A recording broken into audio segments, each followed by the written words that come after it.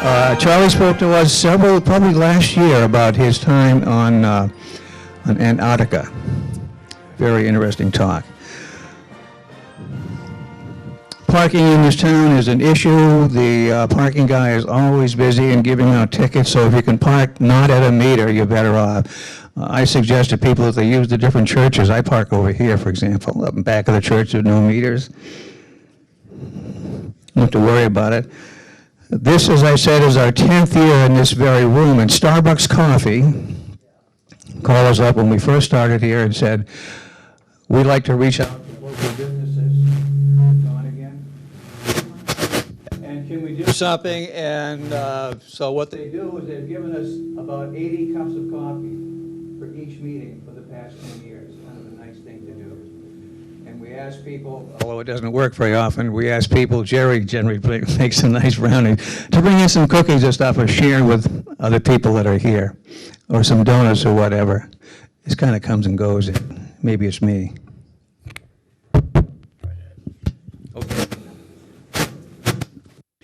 We also have back there a collection box because we do have minimal expenses, but we do have expenses. We feed the 2 high school kids that come with us each week, for example, and we buy discs and things like that. So if you can see way to leaving $1 or $2 in the basket back there, that's what we survive on. And also, if you can't do that, make up some brownies, as I said, Jerry does.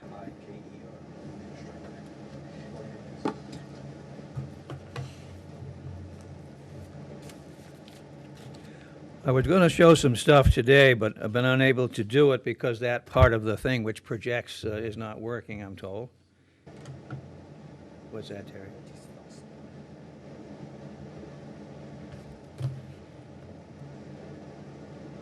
Can anybody identify that spiffy aircraft? What model is that, Hugh? You'll hear more about that later. Okay, I've got a young lady who lives over near Lowell. Her name is Natasha Young. I've been on the phone with her several times and emails back and forth. Very interesting. I've not physically met her, but she's 34 years old, I think. She's retired from the Marine Corps. She has 12 years in the Marines, 2 tours in Iraq, and she did what you did, Ryan. She was an IED person, one of those tours. And I'm just trying to get her here to explain what her thing she's involved in is called The Mission Goes Forward, sort of a self-help veterans thing. But I'll get her here eventually. Sometimes you have to bug these people, and Hugh knows about that. I've been bugging him for 20 years about coming here to talk to us.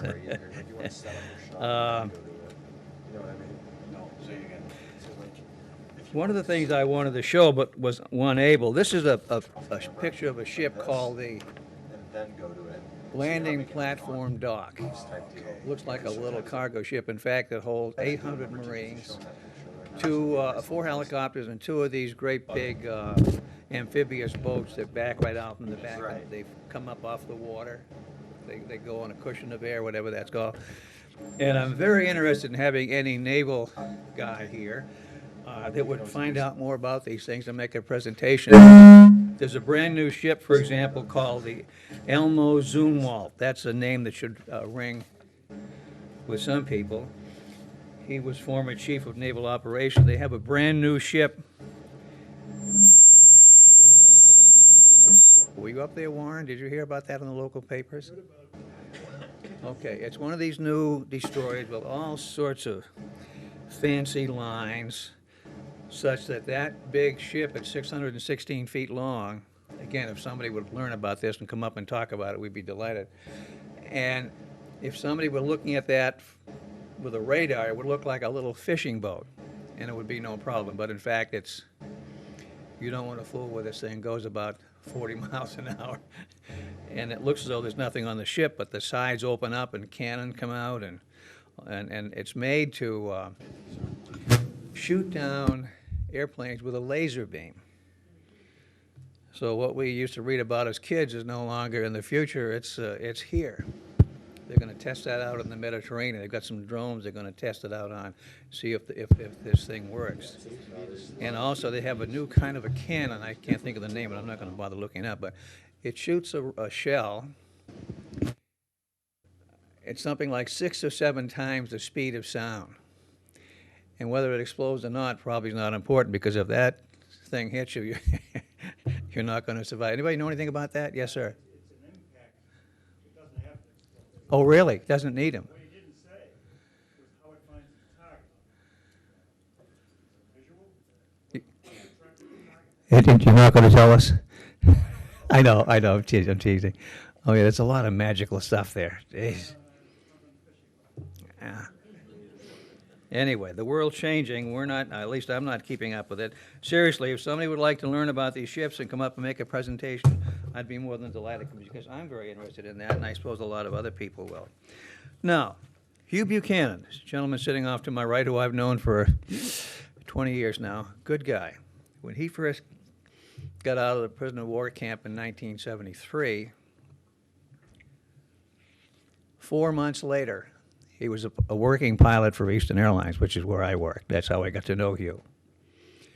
Very shy, very reluctant to talk about his experiences, but everybody was very, very interested. Even today, he's very shy. He's here because I've been bugging him for 20 years, and he finally decided.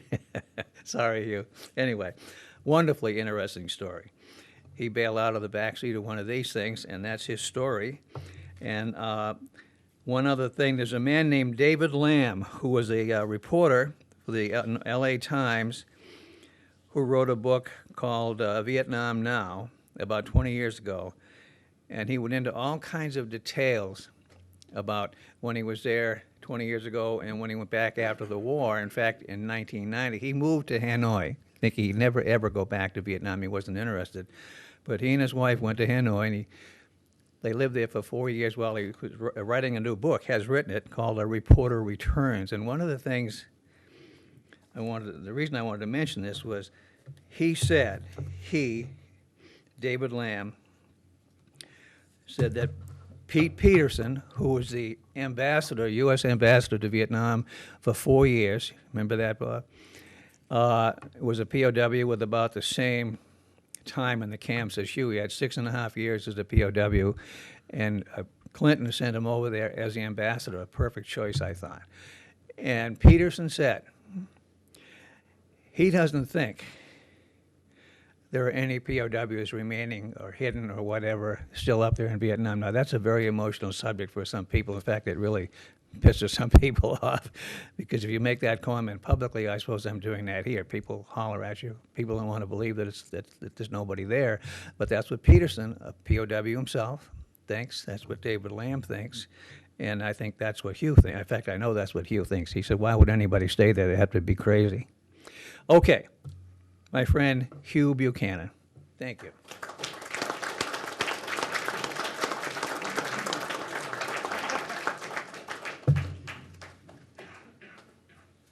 My pointer, I can also take the temperature at the same time.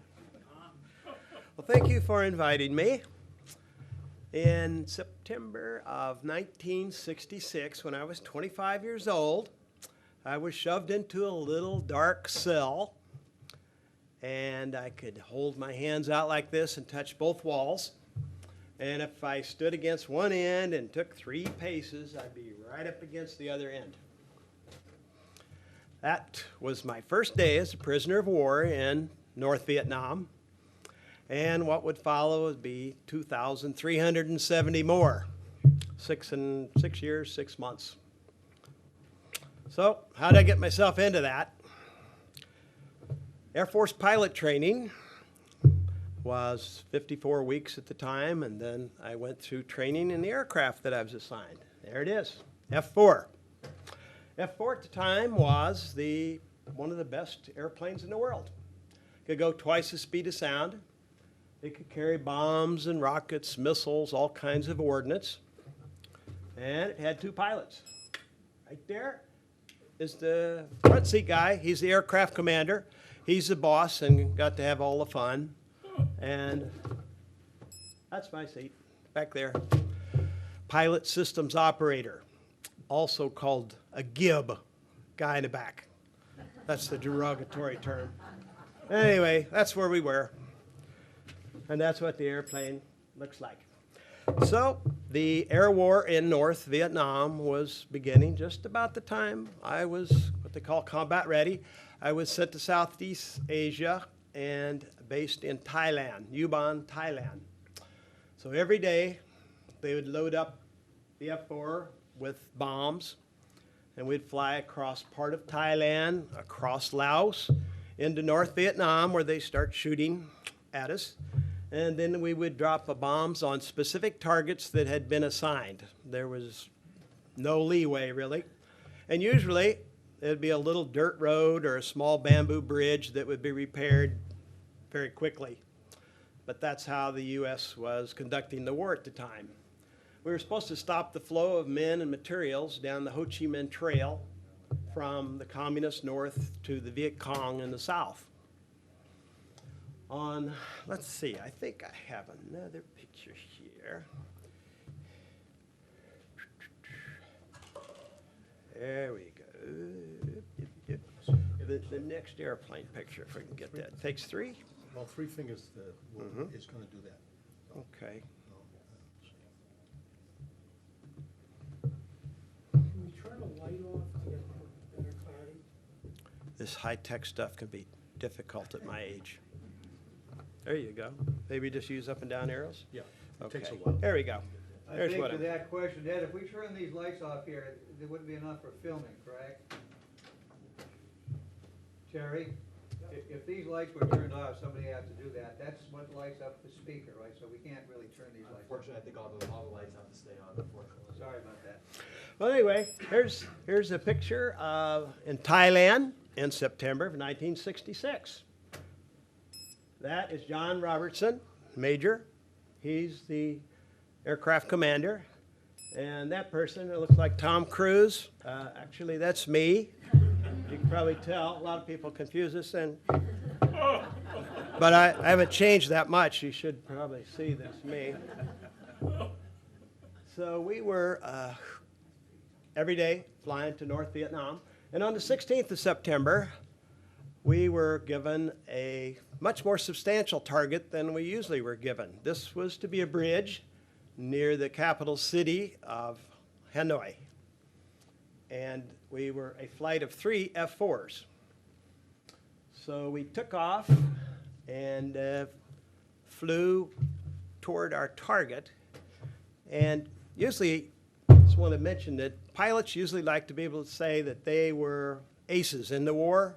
They'd shot down 5 enemy aircraft. I can't say that. But I did help someone become an ace. Unfortunately, it was a North Vietnamese pilot. So we were attacked by 4 MiG-17s, a much older, slower airplane. And it didn't make any difference. It's very maneuverable. And our airplane was hit and started coming apart. So I ejected out of the airplane, and what you do is you pull a handle which fires a cannon shell underneath the seat, and you're blasted up out of the airplane. And if everything goes well, your parachute opens. And mine worked, as you probably guessed that it did work. So I come drifting down, and off to my right, I can see someone running who's in uniform with a rifle, kind of in a rolling hill area, agricultural. I can see a small village on the ground, and I see where I'm going to land, and there's a big group of men with machetes and knives and clubs and pitchforks. So they hit the ground, they got me.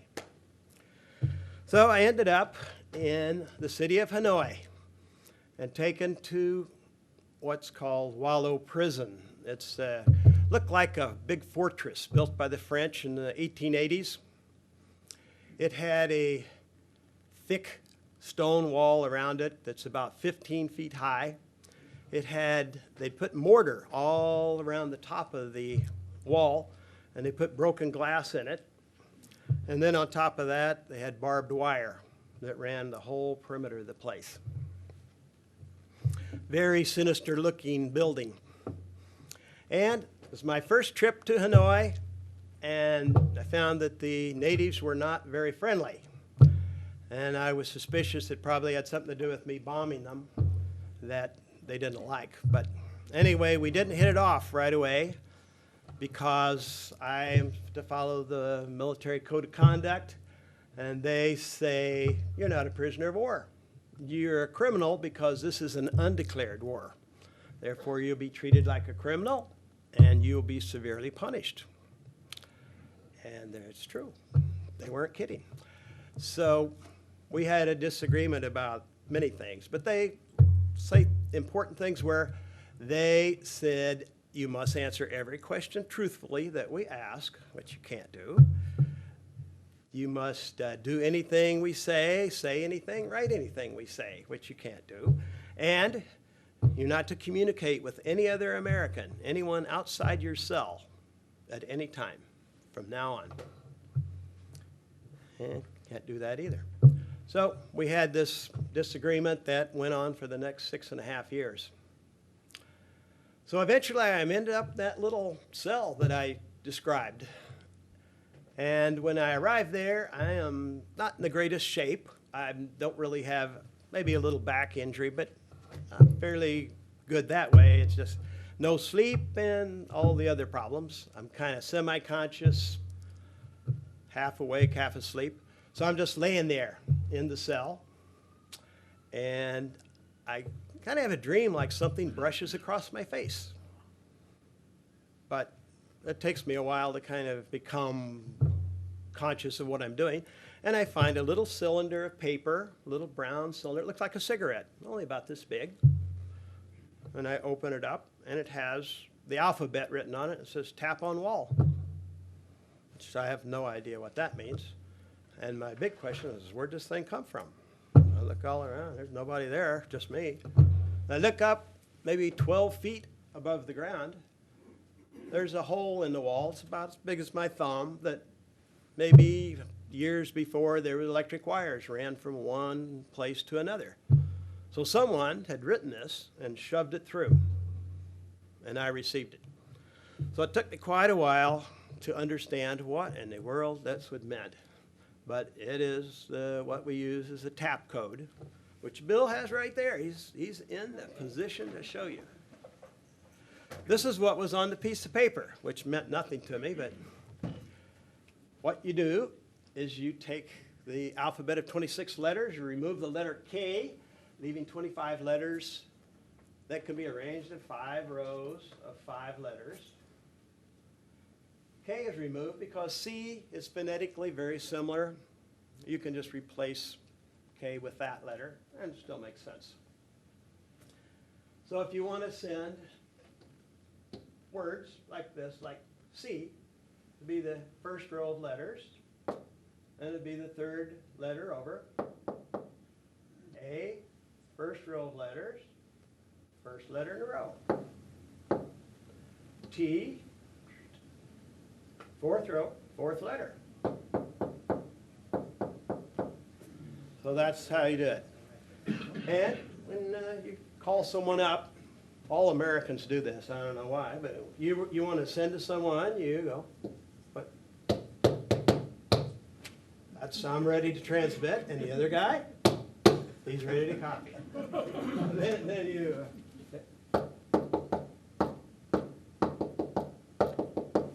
okay. May seem slow and awkward, but time is nothing if you're a prisoner. You don't care. And with a little practice, you're very fast. It becomes almost like language. You can just hear it. So it's very useful, and it's perfect for a prison because sound travels very well through a dense substance like stone, concrete, metal, things that prisons are made of. So if you tap very lightly on a wall, something like that, another prisoner who's far away, if they put a cup up against the wall, we had little tin cups. You could hear that very distinctly. But sound does not travel through air nearly as efficiently. So a guard who's pacing back and forth, thinking about something else, doesn't hear a thing. So it's a very effective way to communicate with people.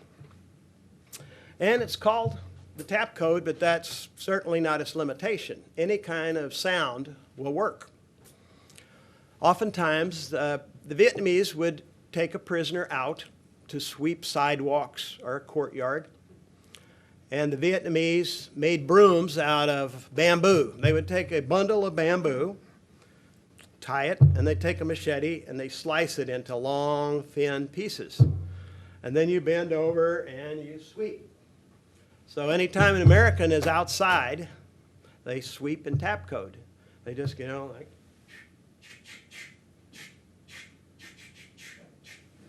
Same thing, and everybody's watching and no idea what's going on. So any sound you make, anything, can be tap code. But it doesn't have to be sound at all. It can be contrast between light and dark. If there's a light that you can interfere with, or the contrast of your hand against a dark shadow, tap code works fine for that. Also, we used it by a wire. We borrowed some wire from the Vietnamese, and we had in this one prison what we called rat holes. They were actually drains, supposedly, but there's like a rat highway, is why we called it that. So we'd undo the little coil of wire and run it over to another cell, and then you just tug on it. Perfectly silent, nothing to see. Works great. And you can do things like make little scratches on a wall. You can take a thread from clothing and tie little knots in it in groups and leave it, Kilroy was here, or whatever you want. Can't be a very long thing, but we try to keep track of where people are at all times. So you look around, you find a little thread, you say, oh, that's where this guy was. So we keep track of everybody that way. Tap code did have some problems. I don't spell very well. That was one problem. One day, I was communicating. Well, we had an empty cell next to us for weeks. And one day, they put someone in there. And so we figured, this is a new guy. And that's really good, because that's where you get your news from, the new guys. So this was by wire in this particular case. We write the little code on a piece of paper, send it over, and the guy gets it, and he's practicing. And okay, first thing, you want to know their name. That's because we keep track of everybody, try to know where everybody is. If somebody ever gets out, they know who were prisoners, because the Vietnamese never told how many prisoners they had. So, first question, what's your name? And he said, T-E-R-R-Y, Terry. I said, oh, okay, good. U-Y-E-Y. And I said, this means repeat that, something's wrong. So he said, U-Y-E-Y. And I said, no, what's he talking about? And he tried again. I said, he doesn't know. Then he said, I am Japanese American. My name, Yuiyama. I said, I'm sorry. What are you going to do? Huh? So that's how everybody kept in communication. And for the whole war, everybody was connected pretty much. Didn't matter whether you're alone or in groups or however your arrangement was. You transmit and pass the messages on. Senior ranking officers would give an order, and it would be passed through the whole chain. Oh, good volume.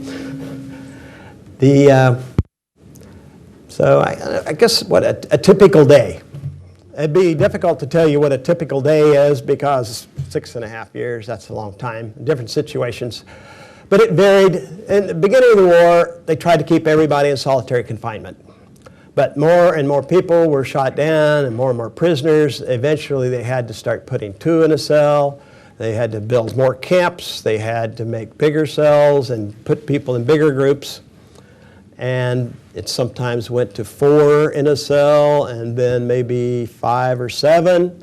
And toward the end of the war, there's actually cells that in Hanoi that had 30 prisoners at once in one cell. So a typical day, here's a good day. A good day is at about 6 in the morning, they beat on a piece of metal. That wakes up everybody, because it's actually a military camp. It's the Vietnamese soldiers follow the schedule.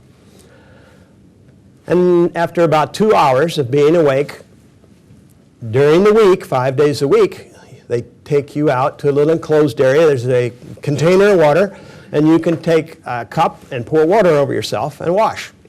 About 75% of the time, we'd have a piece of laundry soap, like brown lye soap. Sometimes you didn't, sometimes you did. And after that, you'd be returned to your cell. That's your total outside time, it's 20 minutes.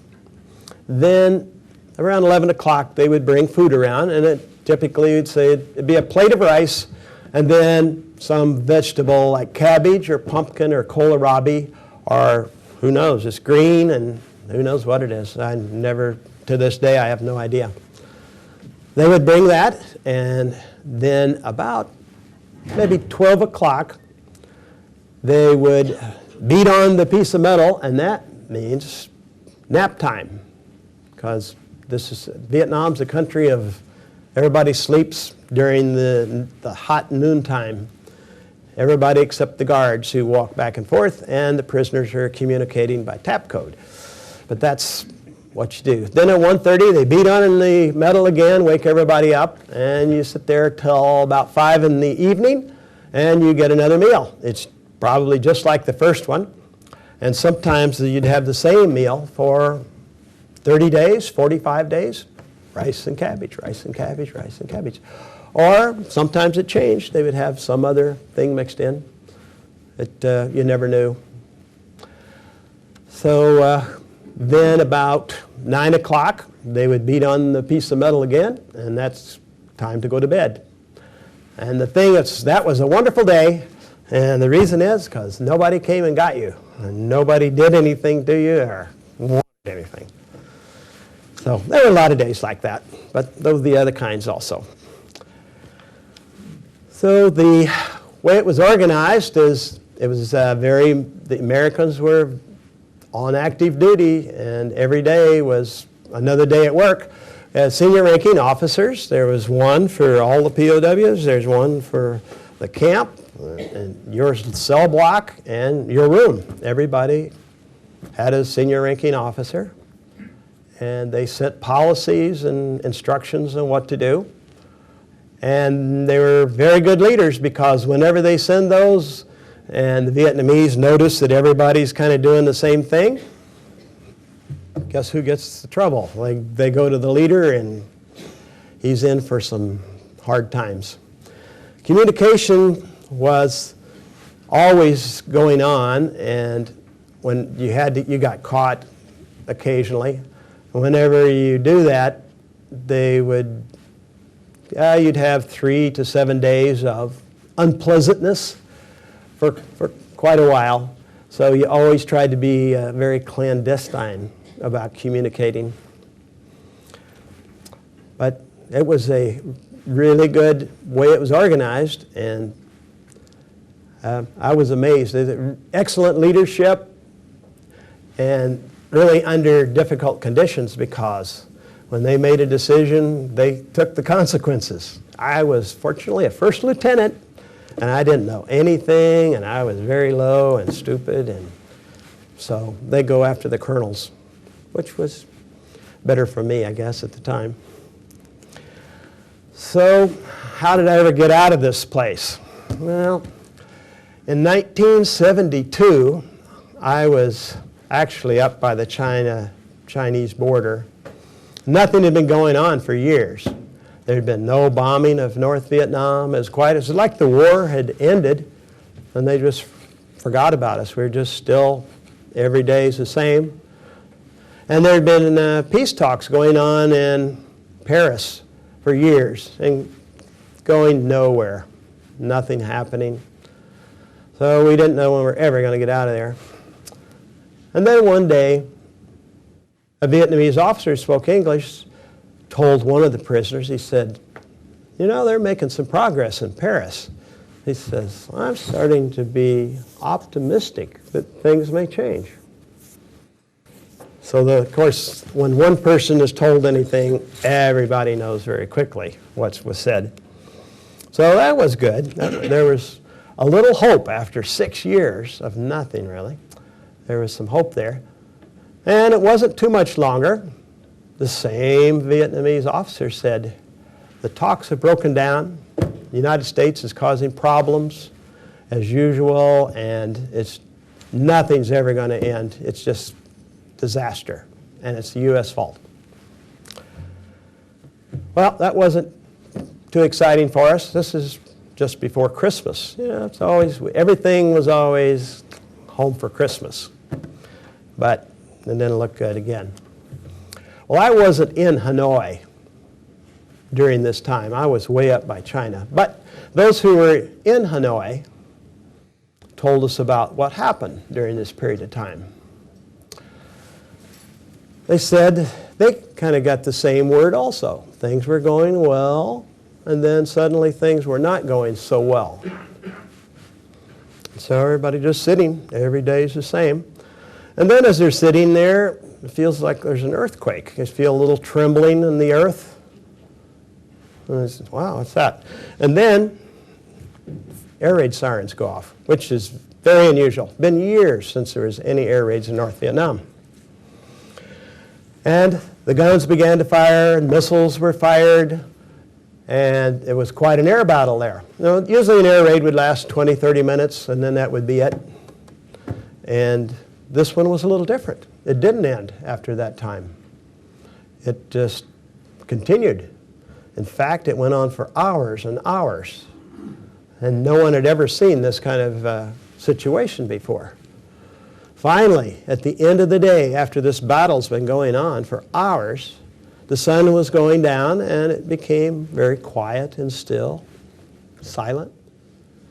And then once it was totally dark, the earth began to tremble again. And then the air raid sirens went off, only this time the bombs sounded very different, they said. Said instead of like a fighter drops several bombs at once and that's it, that these just rumbled on like carpet bombing, just rows and rows of bombs. And they said, well, the only airplane could do that's a B-52, which would be impossible to send to North Vietnam because of its very heavily defended area. It's like it was the heaviest defended area in the world. Much worse than World War II, they say. But it was B-52s.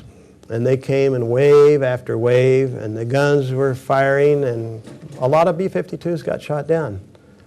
But it lasted all night long. They continued to come, just row after row of them. And finally, nighttime came, or morning, the sun started to rise, and it was quiet again for maybe 45 minutes. Everybody thought, wow, that's really been an exciting 24 hours. However, the next morning, the air raid sirens went off again, and it was the whole thing. Another repeat of 24 hours of all this bombing. And then another day. And then silence. Nobody knew what's going on because there's no way to get any information. Had no idea. But we found out later that President Nixon had given the Vietnamese 36 hours to think about coming back and negotiating an end to the war. Getting us out, actually. That's one of the things. That's some reason we were more interested in that little part than anything. 36 hours passed. They didn't come back. So the earth started to rumble again. The air raid sirens went off. And just another big, giant air war going on. But then, little by little, it began to change because the guns weren't firing as much as before, and only an occasional missile, surface-to-air missile, would go off. And everybody's wondering, why? Something's changing here. And pretty soon, there is no firing. There's nothing going from the ground. There's just bombs, and the bombs keep coming. Then they figure out they're out of ammunition. They're defenseless. And the bombs kept coming.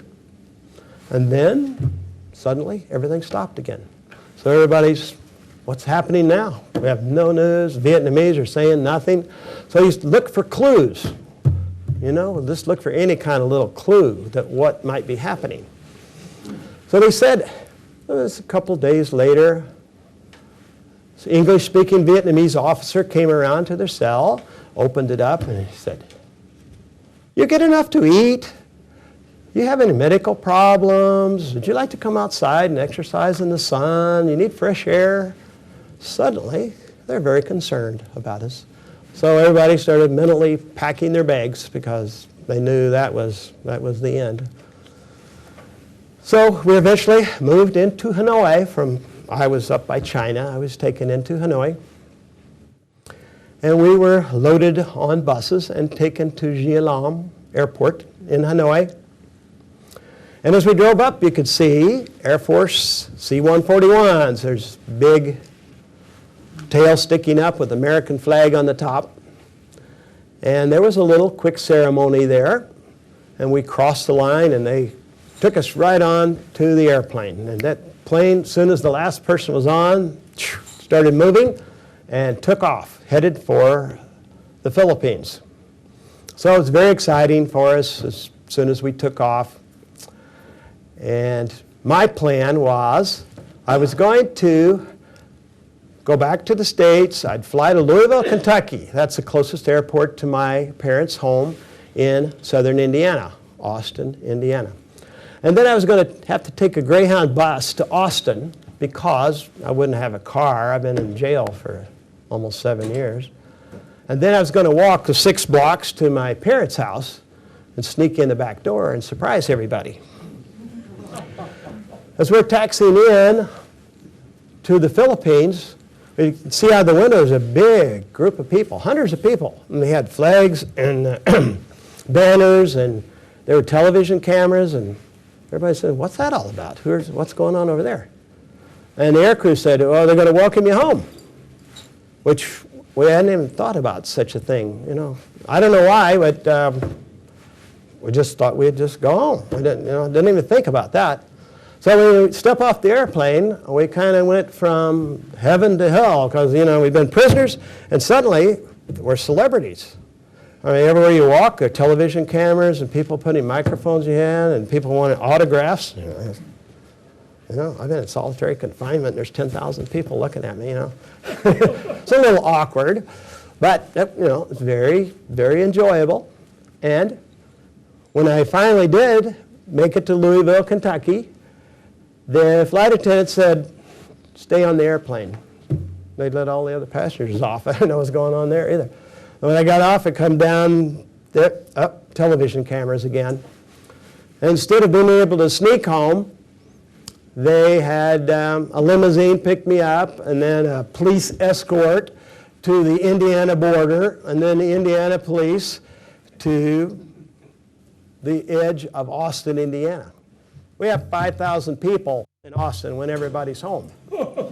And turn the corner, and as far as you can see, probably thousands of people in our little town, because they weren't all Austin people. So it was a big surprise, and all kinds of officials there. The governor of Indiana invited me to come to his house and have dinner with his family. President Nixon, he was having a little trouble with Watergate at the time. And as you know, the POWs credit him with having a lot to do with us getting out of there. And the people flying the B-52s and all who lost their lives and, contributed to it.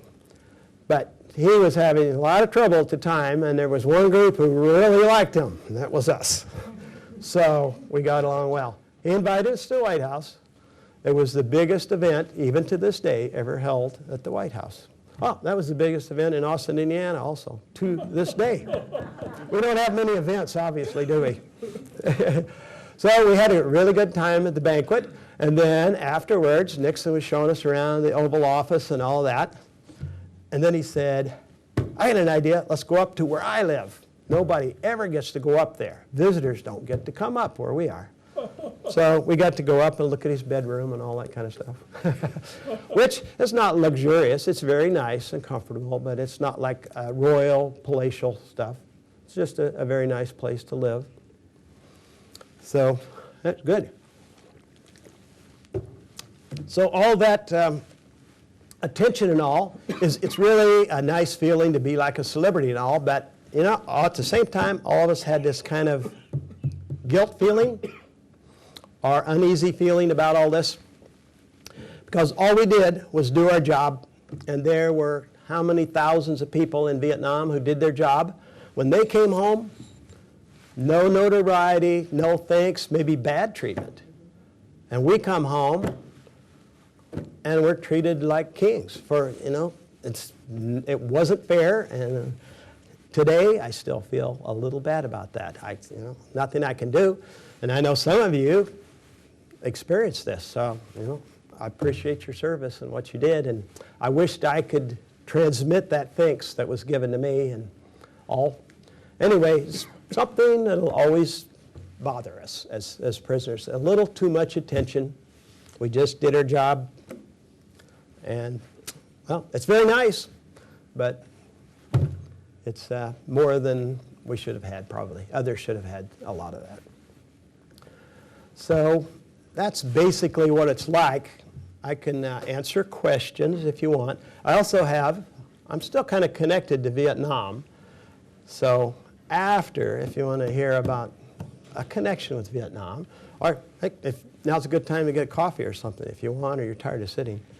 You would Yes, just Bill. speak about that 19-year-old who was a fellow prisoner with you, please. Oh, that was Doug Hegdahl. Doug Hegdahl was a Navy guy. Navy guys have problems sometimes. First of all, they want to float around on boats, which makes no sense to anyone. But Hegdahl was on a boat. I call them boats. They're just boats, right? And this boat had some very large guns, and he's walking around in the morning. The guns fire, and it knocks him overboard.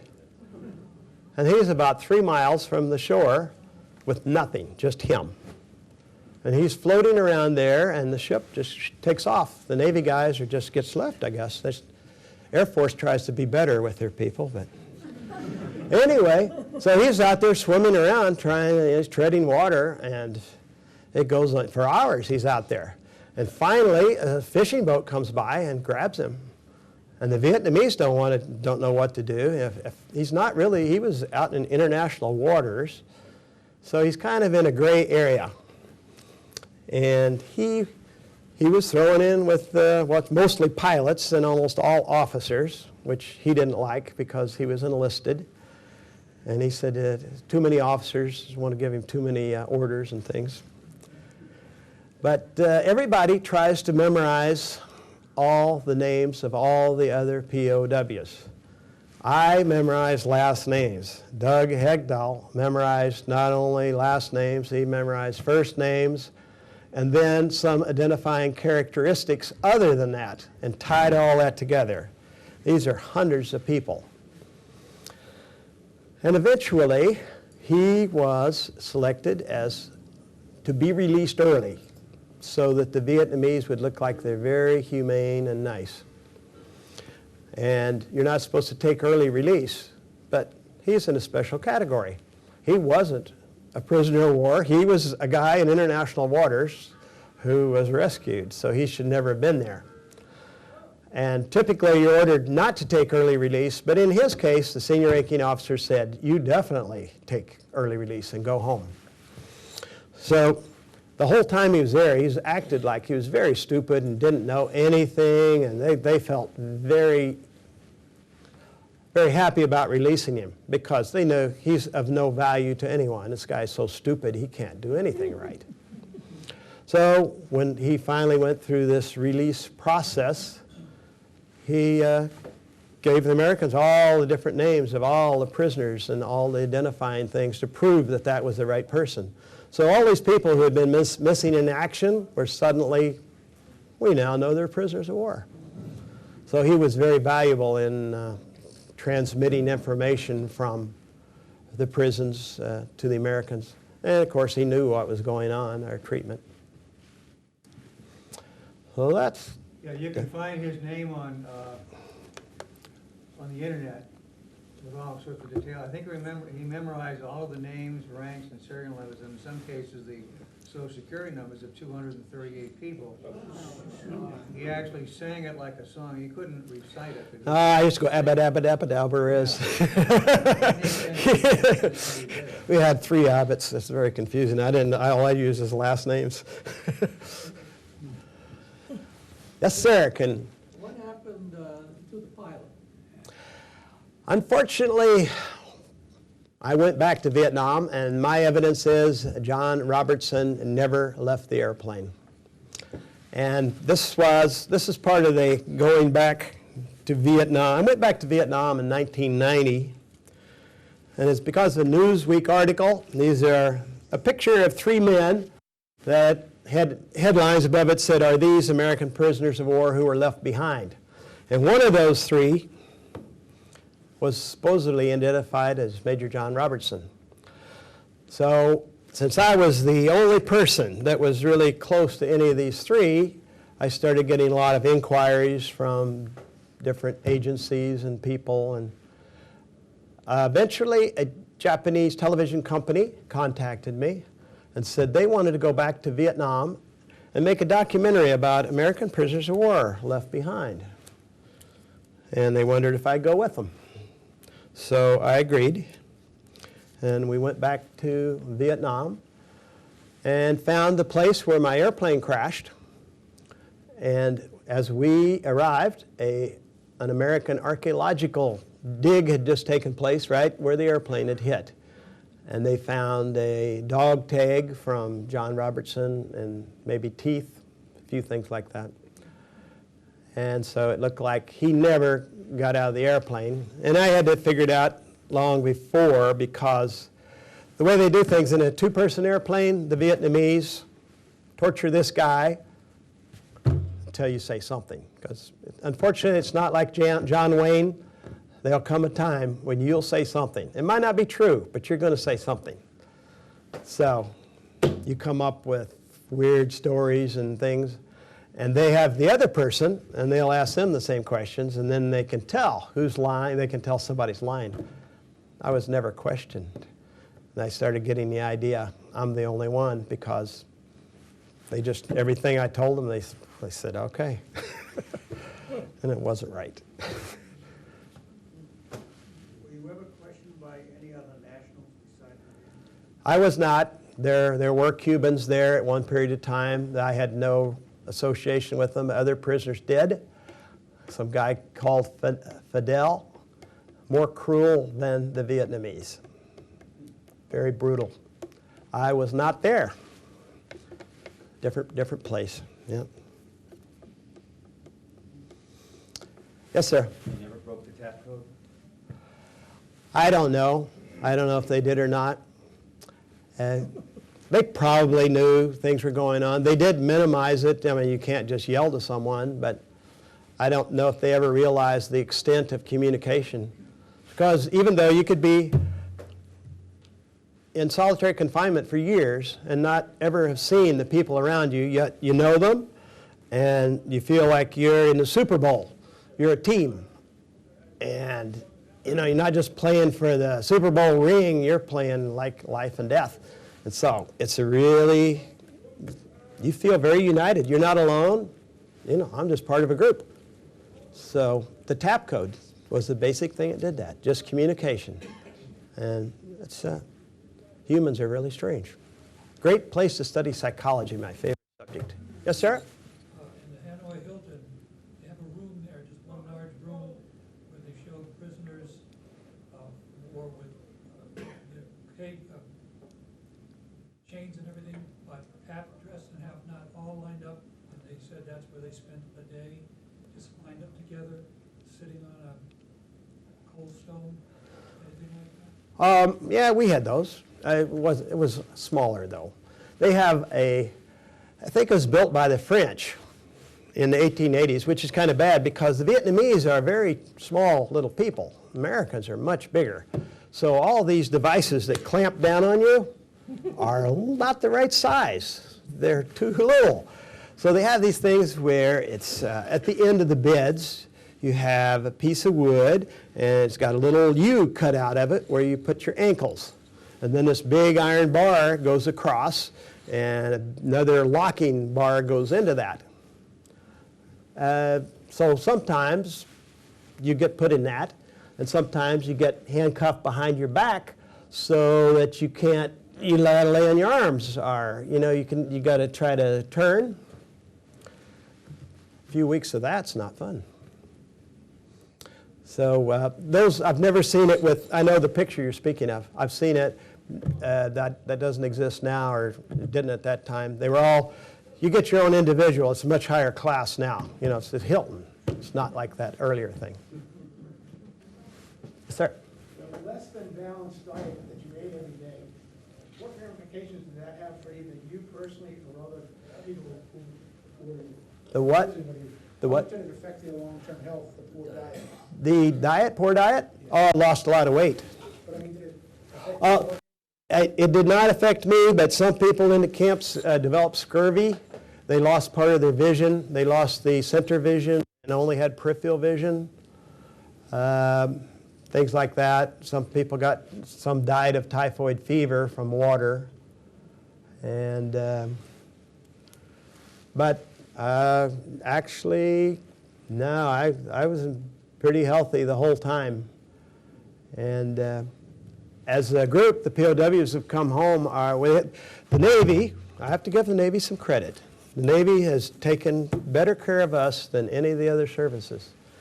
And they do a study on prisoners of war, and they've been doing it for years. They have a control group, exactly the same military people that didn't become prisoners, and then they have the prisoners. And they tell us that the POWs are very good, maybe better than the control group. in all kinds of ways. Yeah, it's... Did any of you have post-traumatic? It's quite rare in the prisoners, yeah. I was in a study for 2 years with Harvard and the Veterans Administration. I'm the one that had the experience and didn't get it, and then they have the people who had other experiences and did get it. They try to figure out why I didn't and why others did.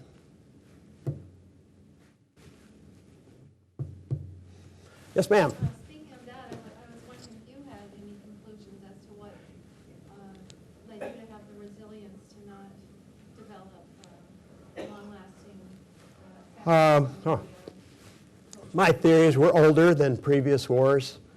Everybody was an officer, there were a few exceptions. Almost everybody's an officer, older, many of them. Everybody has a college degree, some master's degrees, so all that involves time before you ended up in prison.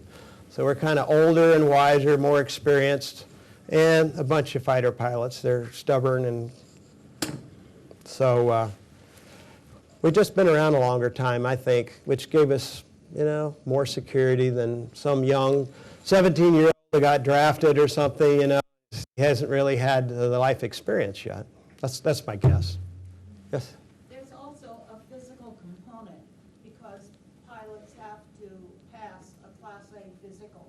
Mm-hmm. You were good physical specimens, perhaps better than others.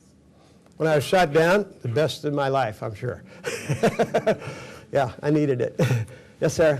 I fortunately know two other POWs, Charlie Kraft from Maine, there was a listed man, and also Ike Camacho. And Ike Camacho, a staff sergeant in the Army, was the first one to escape in Vietnam, successfully escaped his bamboo prison in Vietnam. He's been my guest in my house a number of times. And, when he escaped, he had stumbled out of the camp, and in a bad rainstorm, he stumbled back. About 2 hours later, right back into the same camp again. He was so disoriented. But he eventually made it out, and some Marines were able to pick him up one of his clothes. I think we were in luxury accommodations compared to the people in the South in those bamboo places. They had it much worse in those ways, yeah. Was not good. Yes, You started out saying how small the cells were. uh-huh. And you could touch the wall. Did you have to sit down to go to sleep? Or No, did they you lay on had the wooden floor? boards. They had wooden boards like bunk beds. I was in a room not much larger than what I described, with four people total. And that is really crowded. Only one person could walk back and forth, and you take turns, The others have to sit there or lay on the bed while the one person can walk back and forth. So you were there 6 years, or you were in a prison 6 years? They must have given you some clothes. Did you do your laundry? What? Yeah, when you go out for the 20 minutes, That was laundry time and.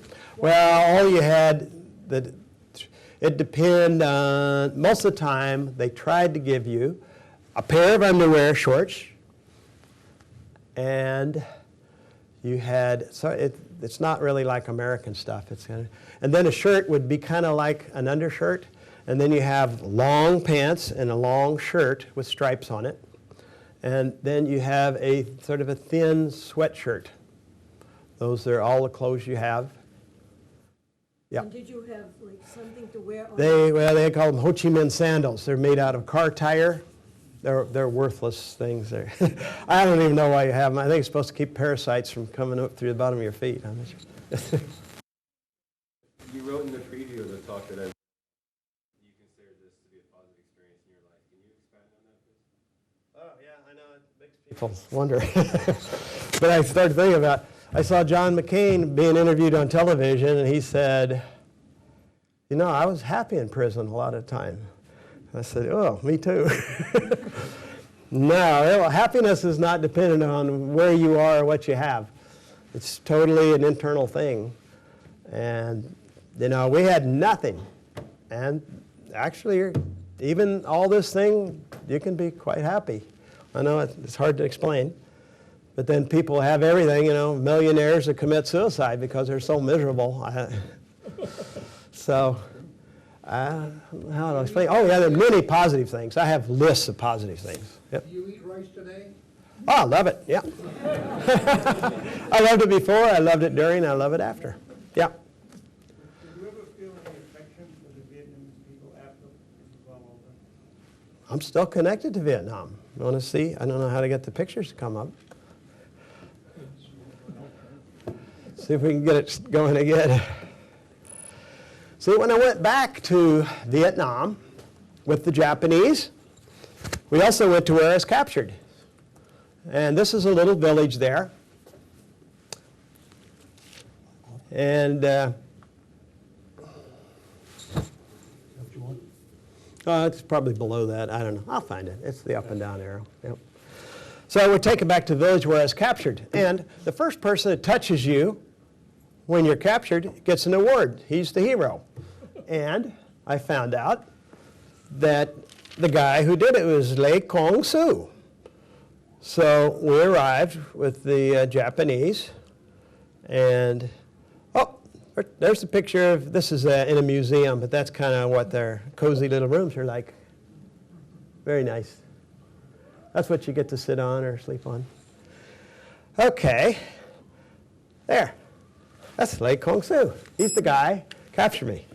Anyway, so we arrive at his little village and meet him. And we have tea we have a little thing, tea, and everybody within many, many miles showed up for that. And including the guy, you know, had the rifle, was running toward me in uniform. I found him in this village too, and he said, "Boy, I wanted to get that award." And he said, "I knew I wasn't going to make it. You're coming down way over there." He said, "Oh, that's bad." So Lê Kong Soo, he's a farmer guy. If I heard you correctly, you indicated that fighter pilots don't quite rise to the level of trash all those people that fly the 130 like Bill Goonan over there. Where are you? I didn't use the word trash. Okay, well, the C-130. Anyway, you mentioned you're interested in psychology. There are a dozen or so prisoners, some of those that came home early, who didn't quite do what everybody else did. Why do you think that might have been? What breaks a person down like that? Kind of kept them very isolated, so they weren't part of that team. Perhaps they were very isolated from there. I don't know. It's when you're looking at that situation, you don't immediately say, "No, I'm not going." Like John McCain, he was offered, and he said no, and he said, "If I'd known I was going to be there another 6 years, that might not have been the answer."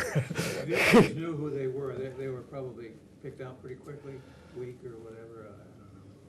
They know who's going to be more useful than others, I think. They know who's a little more stubborn there.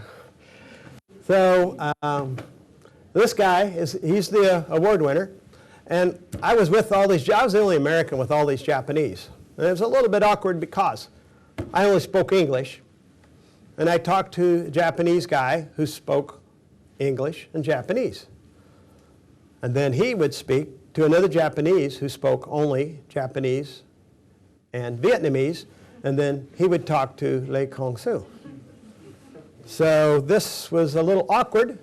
And I found, I told Linda, a lot of times you'd say, how many people live in your village? And then they'd start, then again, yes, we like chicken soup. What? So we had a few problems like that. Yes, sir? Yeah, you were young enough, or old enough, I guess, to have read about World War II nostalgics and also Buchanan, perhaps.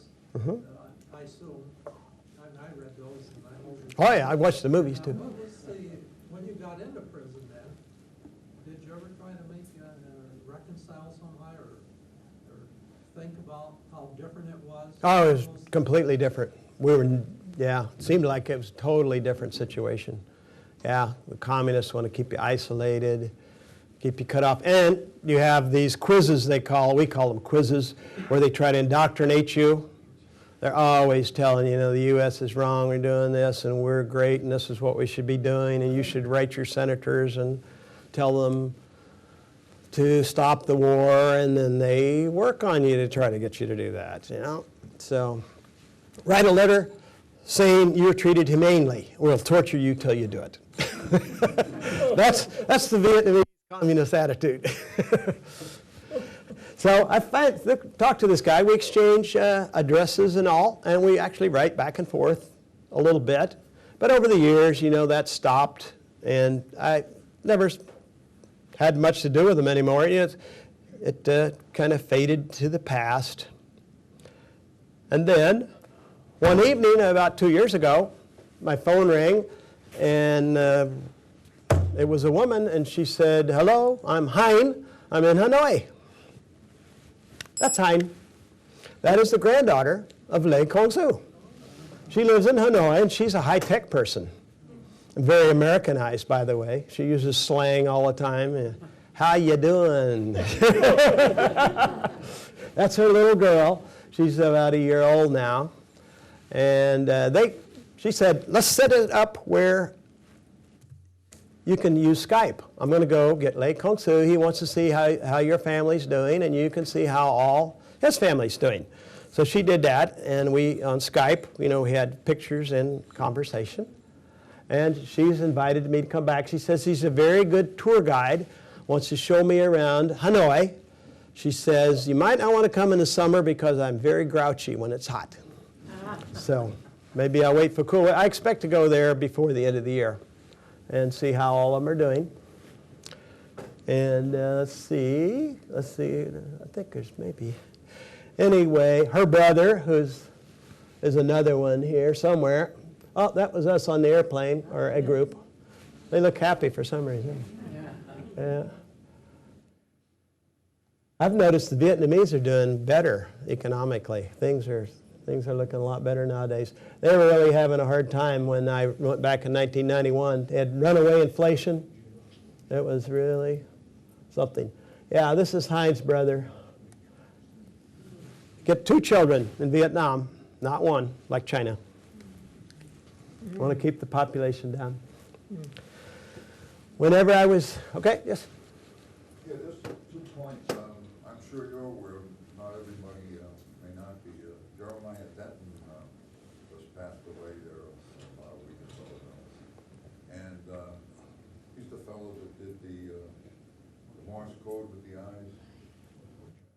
I watched that and I thought it was, the lights were blinding. Anyhow, the other thing is, as far as feeling guilty, most of us that were over there spent 12 or 13 months, not 6 or 7 years. So. That still does not negate that you should have had a good welcome back and you didn't get it. And I think people maybe felt bad about that, and years later we come back and their guilt feelings added on to our praise and all because, just did her job. It's no big deal. Yes, sir. What do the Vietnamese think we should do about cleaning up Agent Orange over there? Never, well, the only thing mentioned was the U.S. is doing it. I never heard it discussed or hardly mentioned other than, I don't think at the time I was in prison, they even knew the side effects, dioxin or whatever it is in it. I don't think they knew at that time. You know, the birth defects and things were much later. I'm not, so I can't really answer. Yes, sir. We were in Vietnam, both the North and the South, 3 or 4 years ago, and I was astounded by how nice the North Vietnamese folks were to the Americans, despite the fact that most of them had horrendous stories about typically grandparents. Mm-hmm. You know, the Vietnamese, I don't think they consider Americans the enemy. The enemy is China. They have been invaded by China for thousands of years. They don't like Chinese. Americans, I'm walking around the city of Hanoi, and little school kids would say, "Hello, hello, American, hello."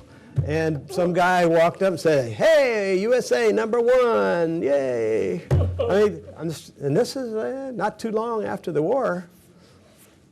It was kind of unusual when this Japanese company flew me over to Southeast Asia. The only one that spoke English was Butch, he called himself. So we're sitting on the airplane for hours and say, "Wow, Butch is a strange name for Japanese." And he said, "Well, I watched too many American movies when I was a kid in Japan." And he says, "I think like I'm an American all the time, but I'm Japanese." So, and another person came, and well, I asked him, "Where'd you grow up, Butch?" And he said, "Hiroshima." So another Japanese guy came over, and he said, "Oh, you're a POW guy," through translation. I said, "Yeah," and he said, "My grandfather bombed Pearl Harbor." And then he said, "But he got shot down by the Americans in Saipan and ended up the rest of the war as a prisoner of the Americans." So we had a lot of odd things. When Butch is very Americanized for a Japanese guy, because when we arrived in Hanoi, I had always heard before I went there, if a Westerner like me is in Hanoi on a Friday evening, the Australians throw a great party. So I asked Butch, "You want to go to the embassy over there?" And he said, "Sure." So it's kind of cold in December in Hanoi, so I wear a little light jacket, and Butch has a jacket too. However, it's a World War II American bomber pilot with a big American flag on the back. And he's a Japanese guy walking around Hanoi like that. And then we go to the Australian embassy and knock on the door. And I say, "I'm an American, let me come in there."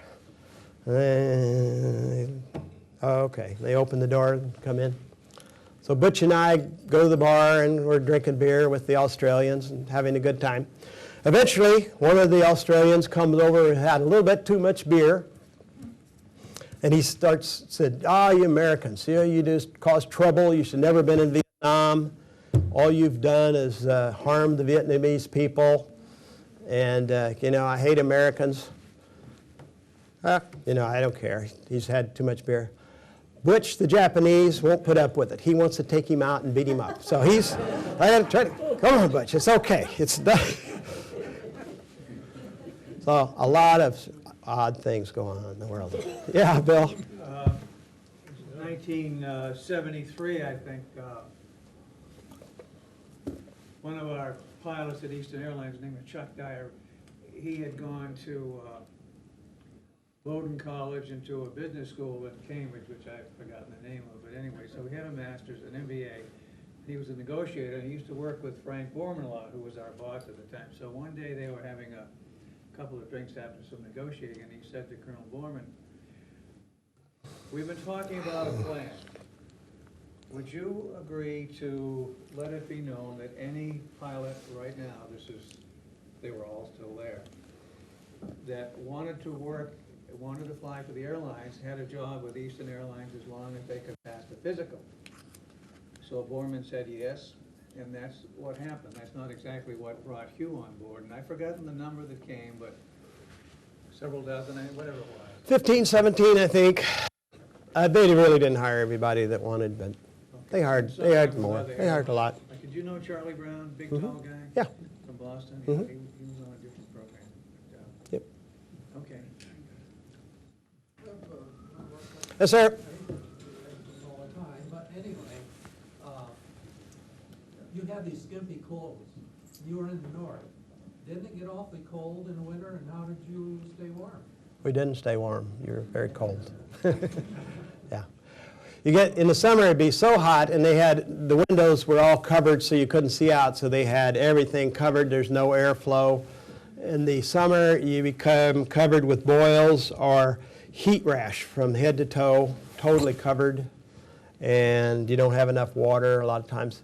In the winter, it's cold, and you're cold. You're just cold. It's not below freezing in the city.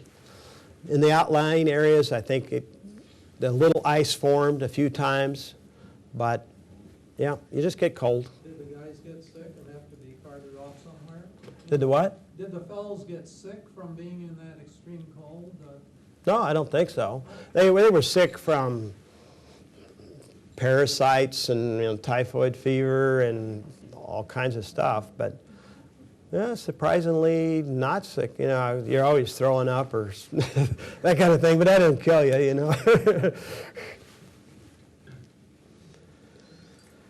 And how long did it take you to get back to your normal weight when you got back?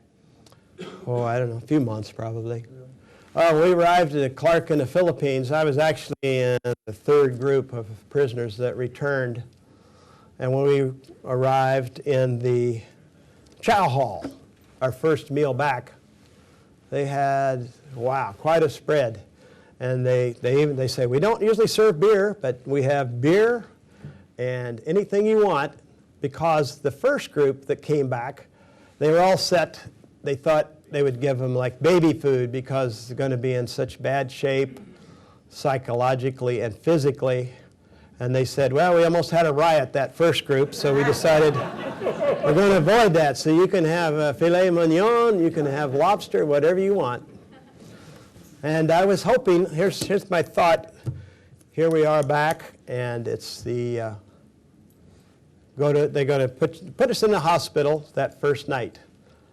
And we've been thinking, well, in the morning there's going to be a nice blonde nurse come around and gently shake us awake and say, wake up, wake up. And about 6 o'clock in the morning, fluorescent lights came on. This big sergeant walked in and said, all right, everybody get up here, you lazy bums. And then they stuck needles in us for days. Yes, sir. I attended one of those homecomings as a 9-year-old in Louisville, Kentucky. Hey! For Colonel Bob Purcell. Ah, Percy. Oh, Percy is one of the best leaders I have ever seen in my life.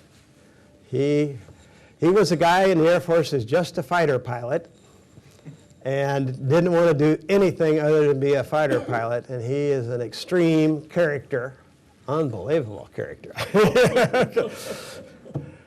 And one time they wanted to stop this top-down situation. They removed all the officers and tried to put everybody of equal rank together so that there would be problems with following orders, which never happened because strict military the whole way.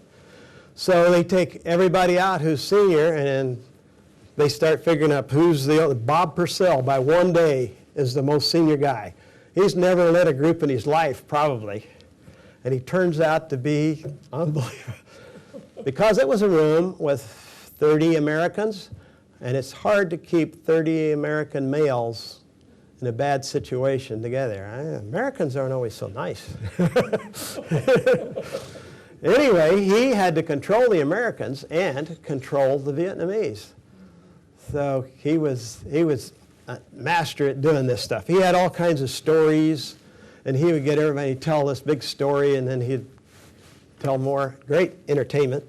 And when we were at this place with 30 people, and Bob Purcell was the senior ranking officer, we had a Vietnamese officer who oversaw us. And then we called him the elf because he's just a little guy. And they would let us out for our 20 minutes, and the elf would be out there watching us, and then Percy would come, come slide over right next to him. And the guy, and Percy would start, we need soap, we need food, we need, the guy's, oh, Jesus. Anyway, Percy's always harassing him and distracting him while people are borrowing things all around the area. And for years, you'd see them standing there together, and I think that they kind of liked each other after a while. I think they kind of, but every time he'd see Percy coming, you could see him go, oh no, not Percy. No, Percy was one of my favorites. Was, unfortunately, was. In Yes? the summertime, I live in the small town of Meredith, New Hampshire, on Lake Winnipesaukee. I'm proud to say that we've been standing the longest POW vigil in the nation. About 40 years, every Thursday night, there's a group that meets downtown at the flagpole every Thursday night for 40 years. Wow. The longest standing vigil in the nation for Wow. POWs. Thank you. We have a big rally in June around Father's Day. Thousands of people will show up. Well, you've been very patient. I thank you for listening. Thank you.